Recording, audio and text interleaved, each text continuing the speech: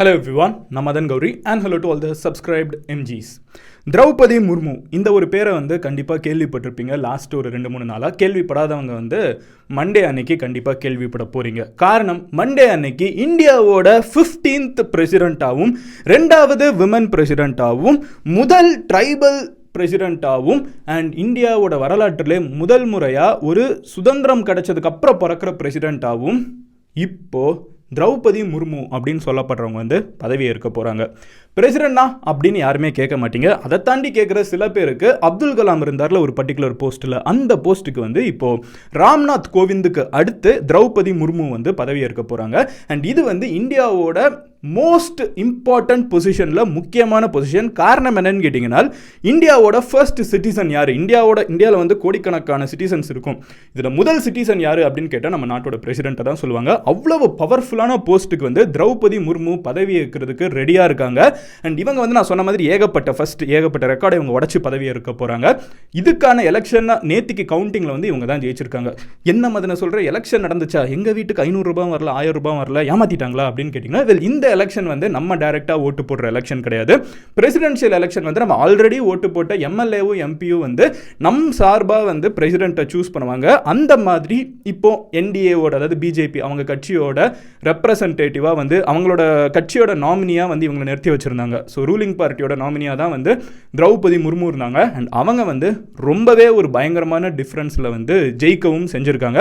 இப்போ திரௌபதி முர்மு பதவி ஏற்க போகிறாங்கிறது ரொம்ப சிக்னிஃபிகண்டான விஷயம். நான் சொன்ன மாதிரி அவங்க தான் இந்தியாவோட வரலாற்றிலே முதல் tribal person to go to that post. நீங்கள் இந்தியா ஃபுல்லாக நேற்றுக்கு பார்த்தீங்கன்னா ஊட்டியில் நீங்கள் பார்த்துருக்கலாம். அதே மாதிரி ஹைதராபாத்தில், அஸ்ஸாமில் நிறைய இடங்களில் ட்ரைபல் பீப்புள் ட்ரைபல் கம்யூனிட்டியை சார்ந்தவங்க இதை ரொம்பவே விமர்சையாக செலிப்ரேட் பண்ணிட்டு இருந்தாங்க.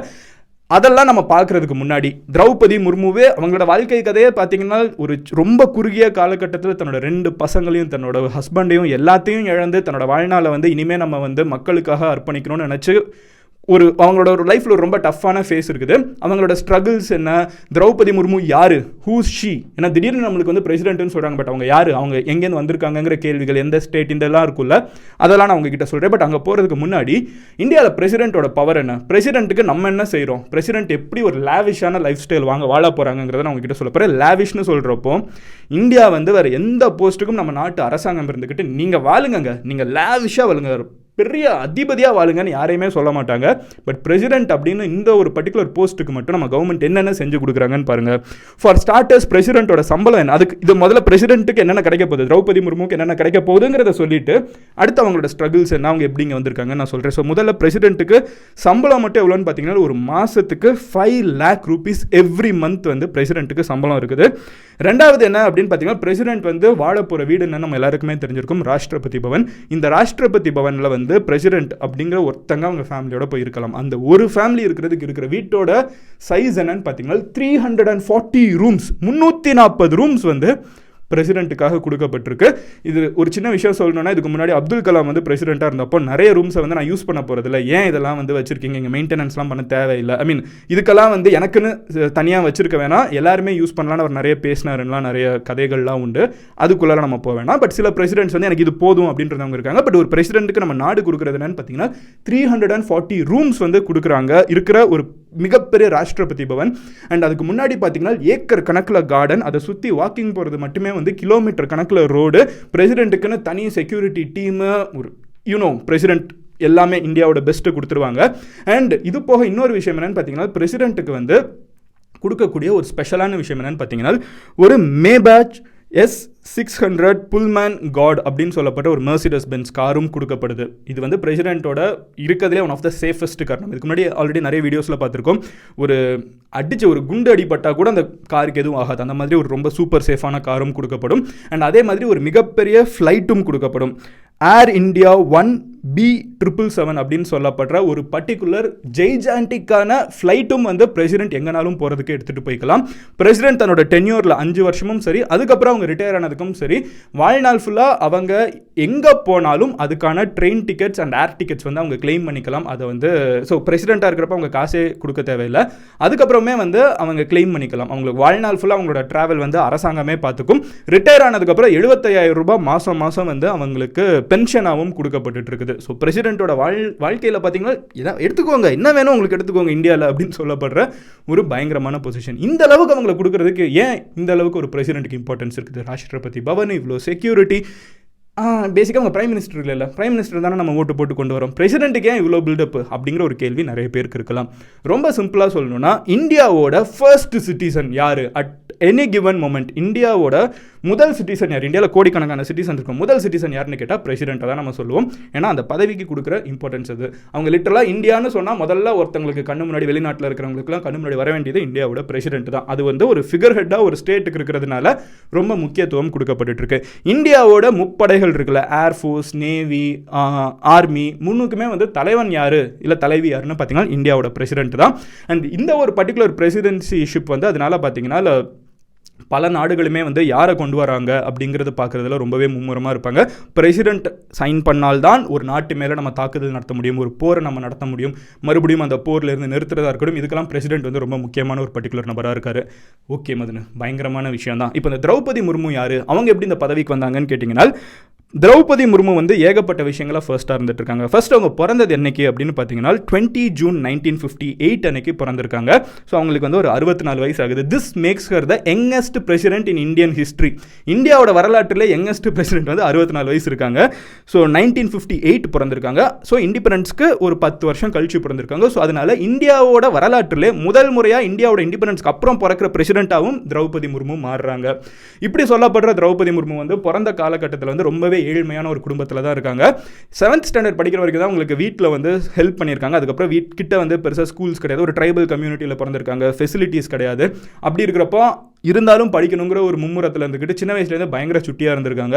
அங்கே ஏரியாவுக்கு வந்து ஒரு எம்எல்ஏ கிட்ட பேசி ஸ்பான்சர்ஷிப் எடுத்து அவங்க அதுக்கப்புறம் எம்எல்ஏவோட ஸ்பான்சர்ஷிப்பில் அவங்க அதுக்கப்புறம் காலேஜ் வரைக்கும் போயிருக்காங்க. காலேஜ் முடிச்சுட்டு அங்கே இருக்கிற ஒடிஷாவில் இவங்க பிறந்திருக்காங்க சார், பேசிக்காக ஒரிசா. ஸோ ஒடிஷாவில் இருக்கிற ஒரு இரிகேஷன் டிபார்ட்மெண்ட்டில் வேலை பார்த்துட்டு இருக்காங்க. அங்கே வேலை பார்த்துட்டு இருக்கப்போ அவங்களுக்கு கல்யாணம் ஆகுது. ஸோ ஷியாம் முர்மு அப்படிங்கிறவங்களோட கல்யாணம் ஆகுது. கல்யாணம் ஆனதுக்கப்புறம் 3 குழந்தைங்களும் பிறக்கிறாங்க. மீன்வயல் முர்மு இருந்துக்கிட்டு கல்யாணத்துக்கு அப்புறம் குழந்தைங்களை பார்த்துக்கோன்னு சொல்லிட்டு மதர் இன் லா சைடு பிரச்சனை, பிரசிடென்ட்டுக்கே எந்த பிரச்சனைலாம் இருந்திருக்குன்னு பாருங்க. ஸோ குழந்தைய பார்த்துக்கோ, இதுக்கு வேலைக்கெல்லாம் போகிறோன்னு வேலையை விட்டுட்டு குழந்தைங்களை வளர்க்குறதுல இருந்திருக்காங்க. பட் இருந்தாலும் அவங்களோட காலிங் வந்து இந்த சொசைட்டிக்கு ஏதாவது பண்ணணுன்றதுனால லேட்டராக குட்டி குட்டியாக டீச்சர் ஆகுறாங்க. அதுக்கப்புறம் வந்து அங்கே இருக்கிற மக்களுக்கு வந்து அடிக்கடி ஹெல்ப் பண்ண, ஊருக்குள்ளே அடிக்கடி போய் விசிட் பண்ணுறதுன்னு இருக்காங்க. இதே ஒரு ஆப்பர்ச்சுனிட்டியாக வச்சுட்டு இவங்க வந்து அரசியலுக்குள்ளே வரணும்னு மக்கள் கேட்குறப்ப இவங்க வந்து பிஜேபியில் போய் சேர்றாங்க. லேட்டராக அவங்க வந்து வார்டு லெவலில் இருந்தே அவங்களோட எலெக்ஷன் க்ரோத் எல்லாம் இருந்துட்டு இருக்குது.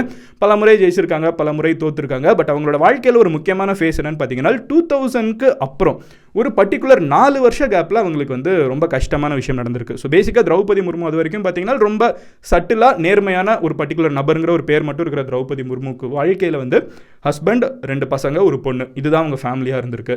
திரௌபதி முர்முவோட வாழ்க்கையில் பார்த்தீங்கன்னா திடீர்னு ஒரு நாள் வந்து அவங்க ஒரு எலெக்ஷனில் தோற்று போகிறாங்க. அந்த எலெக்ஷனில் தோற்றதுக்கப்புறம் அவங்க சொந்த ஊருக்கு திரும்பி போகிறப்ப என்ன ஆகுதுன்னு பார்த்தீங்கன்னா அங்கே வந்து அவங்க பையன் திடீர்னு மிஸ்டீரியஸாக ஒரு மர்மமான ஒரு நோயினால் அவங்க பாதிக்கப்பட்டு இறந்து போகிறாங்க. இன்றைக்கு வரைக்கும் திரௌபதி முர்மு வந்து அவங்க எதனால் இறந்தாங்கன்னு தெரியலை அப்படின்னு சொல்கிறாங்க. அதுக்கப்புறம் கொஞ்சம் கேப்லேயே பார்த்தீங்கன்னா அவங்களோட 2வது பையன் வந்து ஒரு ஆக்சிடெண்ட்டில் அடிபட்டு இறந்து போகிறாங்க. பையனும் 2 பசங்களும் இறந்து போயிட்டாங்க. இந்த டிப்ரெஷனில் இருந்து அவங்க ஹஸ்பண்ட் அவங்களும் இறந்து போகிறாங்க. ஸோ 3 பேர் கன்சிக்யூட்டிவாக அடுத்தடுத்து ஒரு 4 வருஷ கேப்பில் இறந்து போகிறாங்க. திரௌபதி முர்மு வந்து சரி இதுக்கு மேலே நம்மளுக்கு வாழ்க்கையில் என்ன இருக்குன்னு நினச்சிட்டு மறுபடியும் வந்து பப்ளிக் லைஃப்க்கு வராங்க. அப்படி வந்ததுக்கப்புறம் அவங்க லேட்டராக வந்து கவர்னர் ஆக்கப்படுறாங்க. I think Jharkhand, not sure. ஒரு நிமிஷம் நான் பார்த்து சொல்லிடுறேன். Yes, so 9th governor of ஜார்க்கண்டோட 9th கவர்னராக அவங்க அப்பாயிண்ட் பண்ணப்படுறாங்க. ஸோ ஜார்க்கண்டோட வரலாற்றிலுமே முதல் முறையாக ஒரு ட்ரைபல் பர்சன் வந்து கவர்னராக அப்பாயிண்ட் பண்ணப்படுறது இதுதான் ஃபர்ஸ்ட் டைம். ஸோ அதுக்கப்புறம் வந்து இப்போ இவங்க பிரசிடென்சிஷிப்க்கு வந்திருக்காங்க. அவங்களோட லைஃப்லேயே பார்த்தீங்கன்னா ஏகப்பட்ட ஏற்றத்தாழ்வுகள் இருக்குது. அதெல்லாம் மீறி தான் இந்த பொசிஷனில் இருக்காங்க. ஜென்ரலாக பிரசிடென்ட் அப்படிங்கிற ஒரு போஸ்ட்டுக்கு வந்து பெருசாக பவர் இல்லை அப்படிங்கிற ஒரு விஷயம் சொல்லுவாங்க. என்னாலும் மினிஸ்டர் சொல்கிறதான் கேட்டாகணும், பிரைம் மினிஸ்டர் சொல்கிறதான் கேட்கணும்னு. பட் திரௌபதி முர்மு இதுக்கு முன்னாடி கவர்னராக இருந்த காலகட்டத்தில் சில பில்ஸ் அவங்களுக்கு பிடிக்கலங்கிறத நீங்கள் மறுபடியும் போய் பரிசீலனை பண்ணுங்கன்னு சொல்லி அனுப்பிச்சு வச்ச கொஞ்சம் டஃப்பான கவர்னராக இருந்திருக்காங்க. எஸ்பெஷலி ட்ரைபல் வெல்ஃபேர் இருக்கா இல்லையாங்கிறத பார்க்குற ஒரு கவர்னராக தான் இருந்திருக்காங்க. ஸோ இந்த முறை அவங்களோட பிரசிடென்சிஷிப் எப்படி இருக்கும்னு நினைக்கிறீங்க? ரொம்ப ஸ்ட்ராங்கான பிரசிடெண்ட்டாக இருப்பாங்க, ரொம்ப பாப்புலராக மக்களுக்குள்ள. ஏன்னா ஒடிஷாலே இவங்க ரொம்ப ஃபேமஸ் ஆனது காரணமே இவங்க ரொம்ப ஆக்சசபிளாக இருப்பாங்க, நம்மள ஒருத்தங்களா இருப்பாங்கங்கிற ஒரு ஃபீல் அவங்க கொடுக்குறது தான். இவங்க பிரசிடென்ட் ஆனதுக்கப்புறம் இவங்க இதே கொடுப்பாங்கன்னு நினைக்கிறீங்களா? அதெல்லாம் இல்லாமல் அதுன்னு அரசியலில் எல்லாரும் ஒரே மாதிரி தானே இருப்பாங்க. பிரைம் மினிஸ்டர் சொல்கிறது கேட்குறதா உங்களோட வேலை நினைக்கிறீங்க? உங்களோட ஒப்பீனியன் என்னங்கிறத கமெண்ட்டில் லீவ் பண்ணுங்கள். அண்ட் திரௌபதி முர்முன்னு யாருன்னே தெரியாதவங்களுக்கு இல்லை ஒரு பேசிக்கான இன்ட்ரோ வேணும்னு நினைக்கிறவங்களுக்கு இந்த வீடியோ ஷேர் பண்ணுங்கள். அந்த ஜிகேல எல்லாம் சீக்கிரமாக இந்த கொஸ்டின்ஸை வந்து கேட்க ஆரம்பிச்சிருவாங்க. So all the best. நான் எக்ஸாம்ஸ்லாம் நல்லா பண்ணுங்கள். Love you all, take care, bye, cheers.